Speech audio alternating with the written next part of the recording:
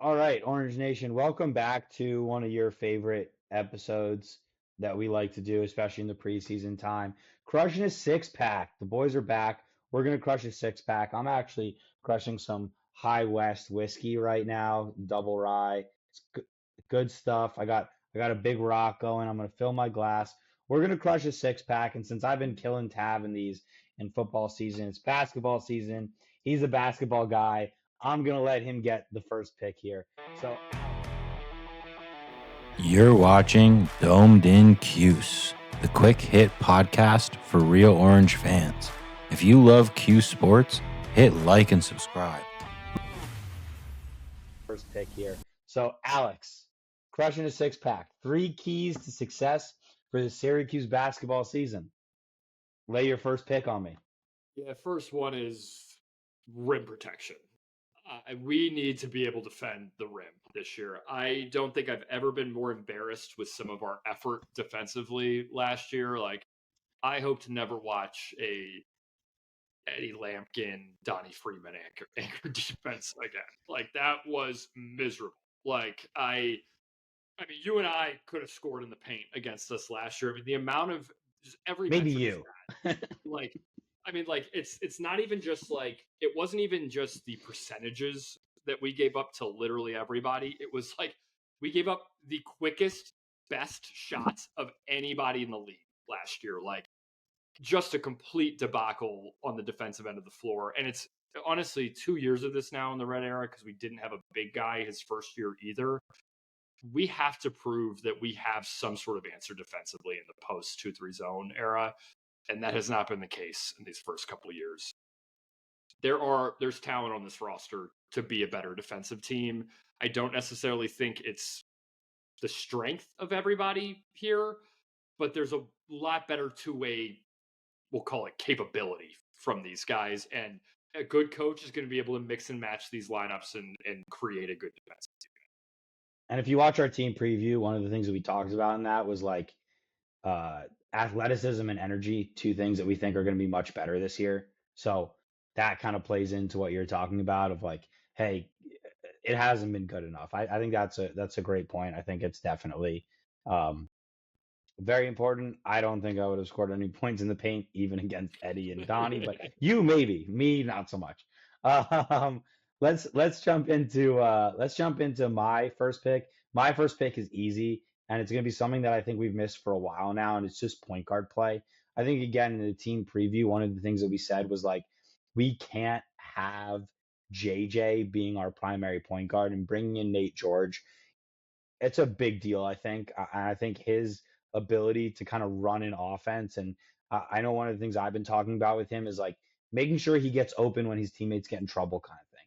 And that should be a basic thing in D1 basketball for a point guard to do, but we haven't been getting that. No, I mean to have a guy, a floor general, who frankly wants the ball, right? Like you could see it on JJ.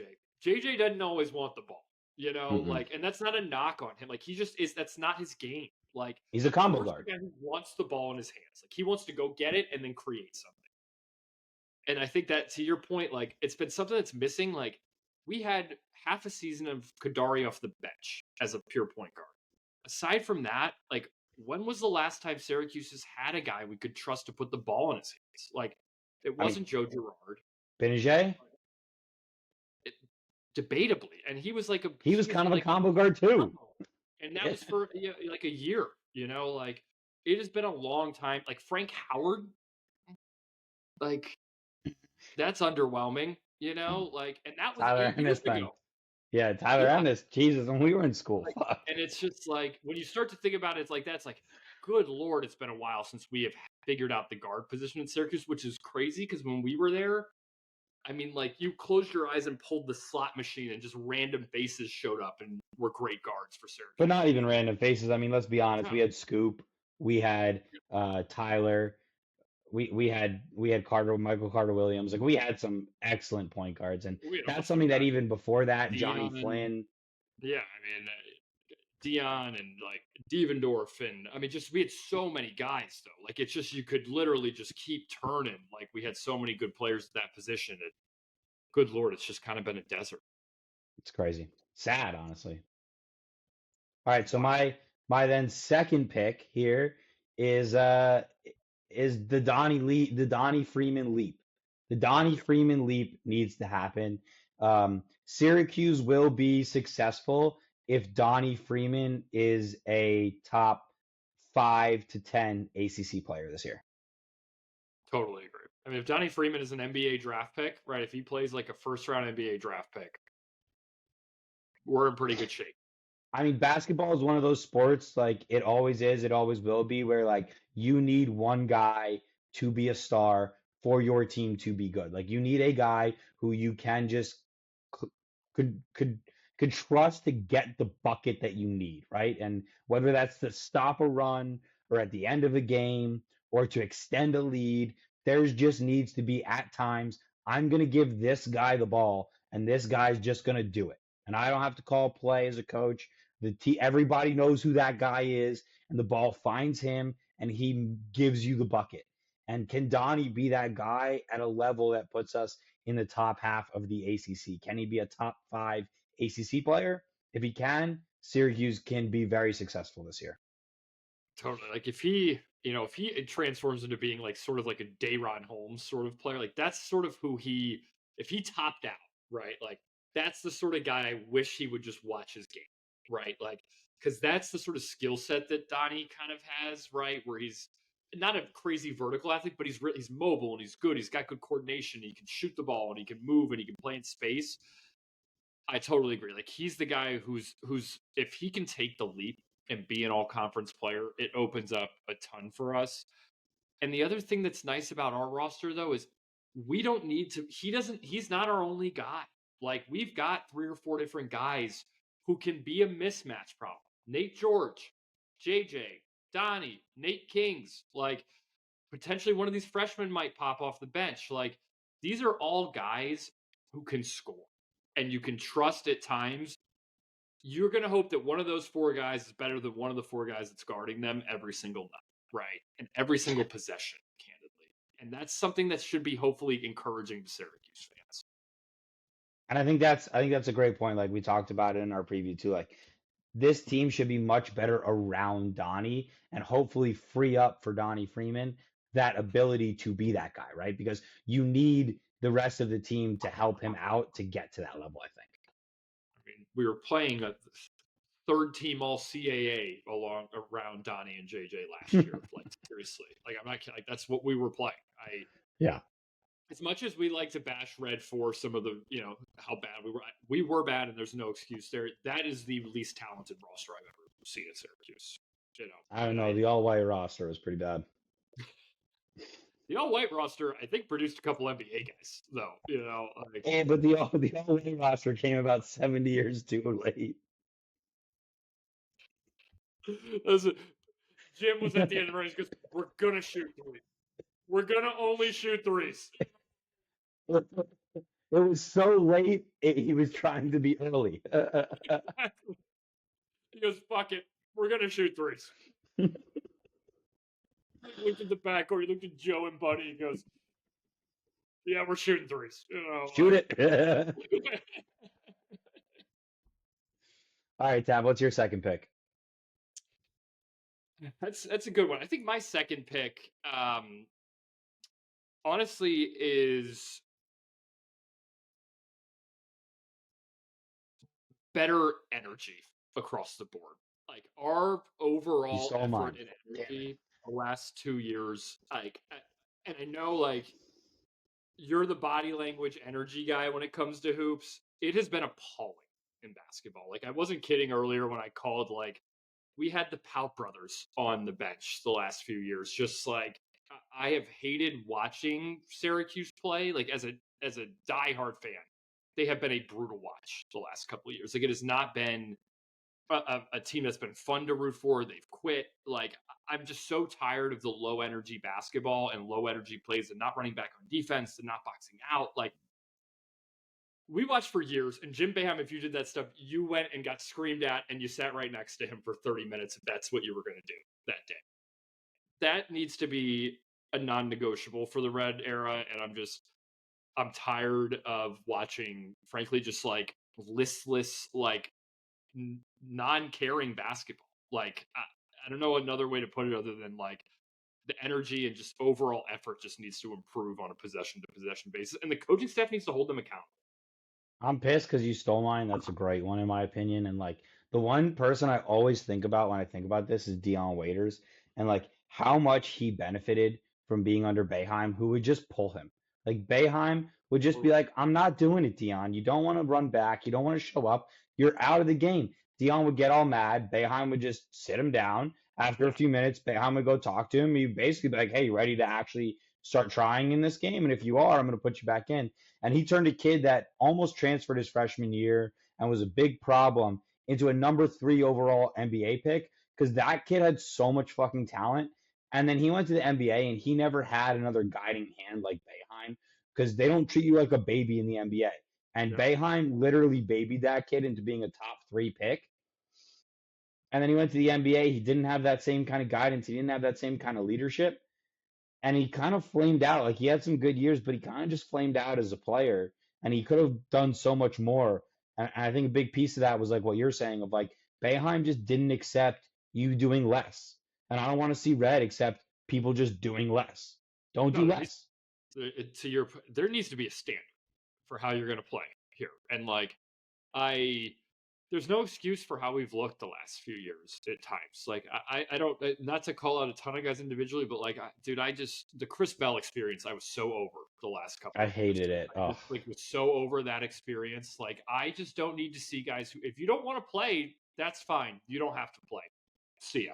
Like it's very simple to me. You don't want to play. it's a You don't want privilege to play basketball at Syracuse. You're right. You're getting paid to be there. Like there's no. Even if you're not, it's a cool school to play for. It's a It's privilege. 100%. Like this is a privilege, and like uh, the way the school and the program has been represented the past couple of years, I've not been proud of, and like that needs to change this year.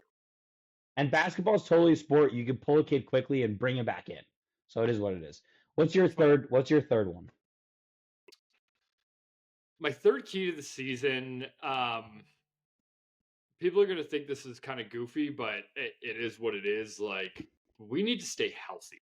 Like Yeah, I mean, we yeah, have that's a good had one. major health issues in basketball the last several years. Like even years where like it felt like we were maybe kind of starting to turn the corner. Like Jesse Edwards will break his wrist, right? Or we last year we lose JJ and Donnie, like our only two lights in the season were both out for months at a time. And the only 2 guys we brought back. I mean, do you remember? I mean, the non-JJ months last year were, I mean, brutal. Like, we do need some health benefits. I mean, even just like Chance Westry situation, like it sucks for that kid. Just literally was never healthy at Syracuse, and really his college career at all. Like, we could use a little bit of luck of guys just staying healthy this year. Hopefully, we already avoided the JJ injury for the year with him breaking his finger in the preseason. We got that out of the way. Good. Fuck's sake. But yeah, that's a big thing for me. I know it's kind of a cop out, but I do think health is big, particularly with our veteran players this year. It's most certainly a cop out, and I think all of the guy, everybody watching should vote for me because of that's just such a fucking cop out answer. But to be fair, it definitely could be a key to success. But everybody should vote for me because that's a fucking cop out. He's undefeated. That for me, it's going to be can a freshman pop, and I'm really looking at Sadiq, but I'm also kind of looking at Luke Fennell, right? Like, can a freshman pop, right? Like, do we have a guy who isn't really in our starting 5 right now, or we think is more of a bit part rotation, Fennell, Cayenne, like one of those kids, like. Can one of those kids step up and be a big time contributor and be like, can Cayenne or Fennell become a 6-man off the bench? Can Sadiq work his way into the starting lineup? Like, to me, can some freshman just pop for us? Because that really, like, that kind of energy, I think, too, in basketball and the basketball program really helps when all of a sudden you look down the bench. Like, I'm thinking in my head, Tyler Ennis, right, is just like a kid who he came in as a freshman. It was like he was kind of like a middle of the rank. He could be okay, maybe a couple years develop, he might be good. And then his freshman year just decided he was going to light it up. And the whole program changed. 100%. Like it literally turned us from like a year where it might be a throwaway year to, oh my God, we're 22-0. Yeah. whenever that was, We Um, ended up breaking our freshman year, which was the Scoop. That was the best team we ever had. Scoops last year, where we were the longest undefeated streak. Tyler Ennis came in and broke that 2 years later because he was so electric. Totally. This freshman class it's fun and it's nice because there's not this crazy level of expectation for them. I don't think, like, at least in terms of like, Kyan obviously has his own insane expectations, and I'm happy for the kid. I also like, I'm glad Dad is going to be there to kind of mellow that out. No pun intended. But Hmm. um, I like, I think what's encouraging is we have a very set five, right? Like, we've got a good experienced five. These guys are kind of all like, let's see what they can do, sort of thing. Like, it's a roll the ball out there, and if these guys pop, they earn more minutes. That's awesome, right? But it's not like we need. It's not a couple years ago where we're like, oh shit, Justin Taylor now has to start every game because we don't have anybody else.